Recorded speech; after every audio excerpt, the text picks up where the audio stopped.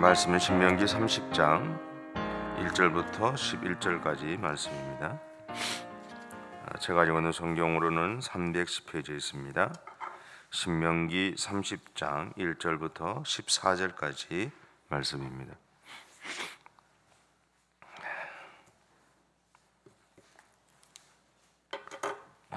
우리 함께 봉독하겠습니다. 내가 내게 진술한 모든 복과 저주가 네게 임함으로 내가 네 하나님 여호와로부터 쫓겨간 모든 나라 가운데서 이 일이 마음에서 기억이 나거든 너와 네 자손이 네 하나님 여호와께로 돌아와 내가 오늘 네게 명령한 것을 온전히 따라 마음을 다하고 뜻을 다하여 여호와의 말씀을 청종하면 내 하나님 여호와께서 마음을 돌이키시고 너를 긍휼히 여기사 포로에서 돌아오게 하시되 내 하나님 여호와께서 흩으신 그 모든 백성 중에서 너를 모으시리니 내 쫓겨간 자들이 하늘가에 있을지라도 내 하나님 여호와께서 거기서 너를 모으실 것이며 거기서부터 너를 이끄실 것이라.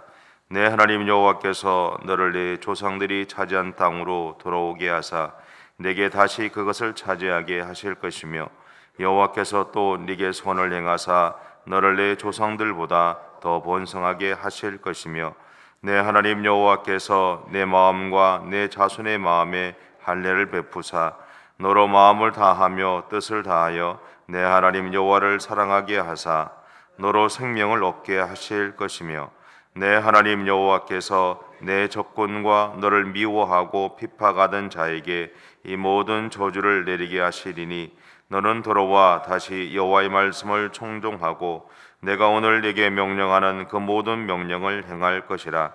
내가 내 하나님 여호와의 말씀을 청종하여 이 율법책에 기록된 그의 명령과 규례를 지키고 내 마음을 다하며 뜻을 다하여 여호와 내 하나님께 돌아오면 내 하나님 여호와께서 내 손으로 하는 모든 일과 내 몸의 소생과 내 가축의 새끼와 내 토지 소산을 많게 하시고 내게 복을 주시되 곧 여호와께서 내 조상들을 기뻐하신 것과 같이 너를 다시 기뻐하사 내게 복을 주시리라.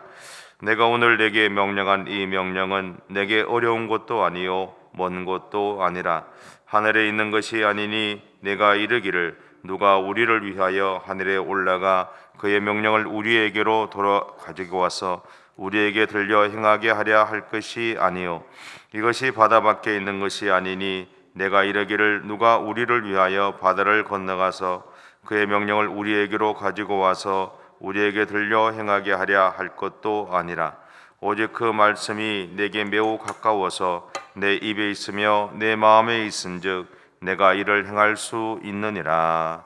아멘.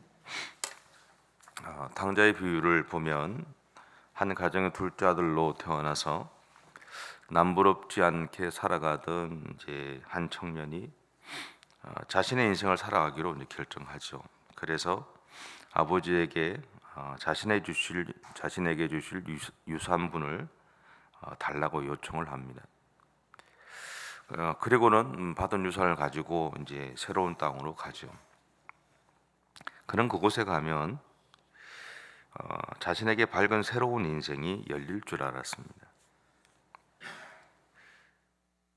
하지만 그는 자신이 가진 재산을 사용하는 재미로 살았죠.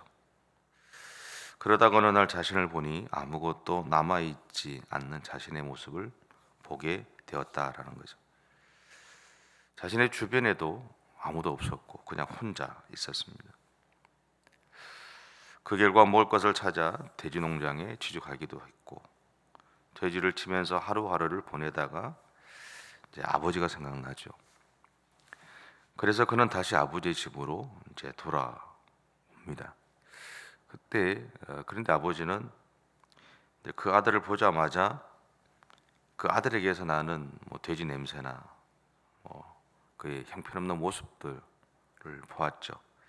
근데 그럼에도 불구하고 그를 품 안에 이제 안아버리게 됩니다. 그리고는 다시 그를 자신의 집에서 아들로 살아가게 하죠. 예수님은 이 바리새인들과 서기관들이 자신이 세리와 죄인들에게 말씀을 전하고 그들과 함께 음식을 나누는 모습을 이제 보면서 질책하실 때 이런 양 비유와 이런 아들의 비유를 통해서 자신의 행동은 이런 양을 찾고 이런 아들을 다시 찾기 위한 과정이다라는 것을 이야기를 하셨어요. 그래서 우리는 이런 아들, 소위 말하는 이 탕자의 비유를 통해서 하나님 아버지의 사랑을 이제 배우게 됩니다. 그리고 늦었지만 회개한 아들을 보면서 오늘 우리의 모습이 오버랩됨을 이렇게 발견하게 되죠. 그 오버랩되는 것을 보면서 또 한편으로 우리 마음 가운데는 안도의 한숨을 쉬기도 합니다. 하지만 저는 이 이야기에서 예수님이 우리에게 더 전하고자 하는 것이 있다는 생각을 떨칠 수 없었어요. 그래서 제가 생각하는 것은 첫 번째는 하나님은 우리가 아무리 큰 잘못을 했더라도 회개하면 하나님이 용서하세요. 물론 우리의 잘못에 대한 대가는 우리가 져야 되겠죠. 그것 또한 당연히 있는 것이고요. 그렇지만 그 말고 우리를 용서하시는 하나님의 마음을 이용할 때는 용서하지 않는다라는 것이죠. 왜냐하면 하나님의 마음을 이용한다는 것은 우리가 아는 회개 모양은 있을지는 몰라도 회개 능력은 없다라는 거죠. 그 자체가 회개가 아니다라는 거죠. 회개는 자신이 회개하는 그 일이나 행동에서 돌아서는 것을 의미합니다. 돌아서서 가는 것을 이야기해요. 그러기에 회개에 반드시 필요한 것이 있어요. 그게 뭐냐면 진정성입니다. 회개는 반드시 진정성이 있어야 되죠. 물론 우리는 사람이 가진 진정성을 알 수 없어요. 눈물 몇 방울 흘린다고 해서, 그리고 낮은 자세를 취한다고 해서 그 사람의 마음이 진정성이 담겨 있다고 볼 수는 없기 때문에 그렇습니다. 그냥 그런 척 우리가 받아들일 뿐이지 알 수는 없어요. 그럼에도 분명한 것은 뭐냐면 진정성이 없는 회개함에 대해서 하나님은 반응하시지 않는다라는 것이죠. 그리고 또 하나는 하나님은 자신들이 가진 틀 안에서만 이해하고자 하는 사람들을 향해서 자신들을 향한 하나님의 마음에 관심을 가지라고 말하고 계신다라는 것. 우리가 하나님의 마음에 관심을 갖게 되면 우리는 하나님에 대해서 조금은 더 이해하기 시작하게 되죠. 그래서 하나님이 어떤 마음을 가지고 우리에게 오셨고 우리와 함께 하시고 계시는지를 알게 되기 때문에 당연히 눈에 보이는 것에 우리의 마음을 덜 빼앗기게 됩니다. 그런 과정을 통해서 우리는 한 가지를 배우죠. 그것은 뭐냐면 우리가 절대적으로 신뢰하는 나의 시각이 나를 배신할 수 있다는 것을 우리는 알게 됩니다. 우리는 사실은 내 눈을 믿죠.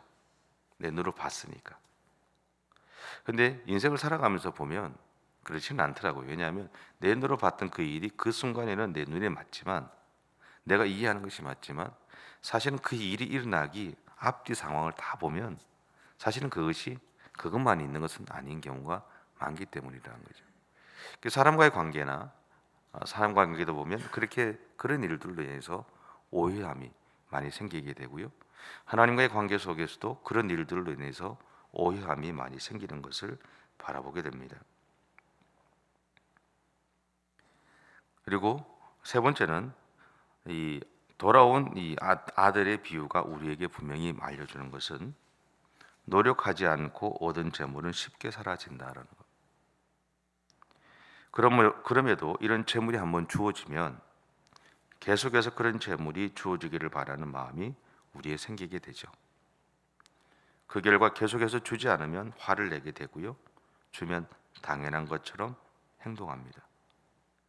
그러나 세상에도 또 신앙의 예정에도 당연한 것은 없다라는 것이죠. 오늘 본문이 우리에게 말하고자 하는 것이 바로 이런 이야기가 아닐까 싶습니다. 분명한 것은 하나님이 이스라엘 백성들이 자신의 명령을 성실하게 실천하지 않을 것을 아셨다라는 거죠. 그래서 그들이 자신들의 결정대로 살아가다가 하나님을 떠나고 하나님을 잊어버리고 살아가다가 수많은 어려움을 겪게 될 것이지만 그 아픔과 어려움의 자리에서 그들이 하나님을 기억하고 하나님에게 돌아오면 하나님이 우리를 향한 마음을 돌리신다라는 겁니다. 이것이 오늘 본문 1절부터 4절까지 나옵니다. 1절부터 4절인데요. 우리 같이 한번 읽어보겠습니다. 시작.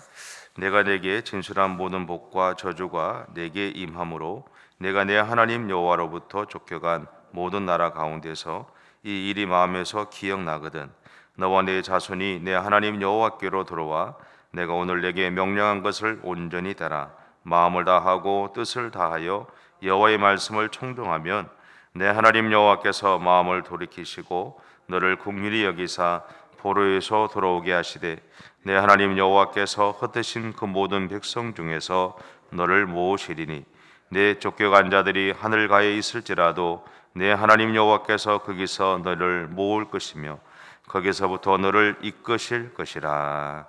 아멘. 오늘 본문을 읽으면서 이런 생각이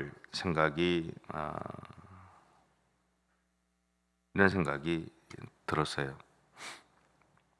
그게 뭐냐면 우리가 하나님을 사랑하는 것보다 하나님이 우리를 더 사랑하신다. 물론 다 아는 이야기이고 아마 다 느끼고 계시는 이야기겠지만 우리가 하나님을 사랑한다고 하는 것보다 하나님 우리를 더 사랑하시는구나.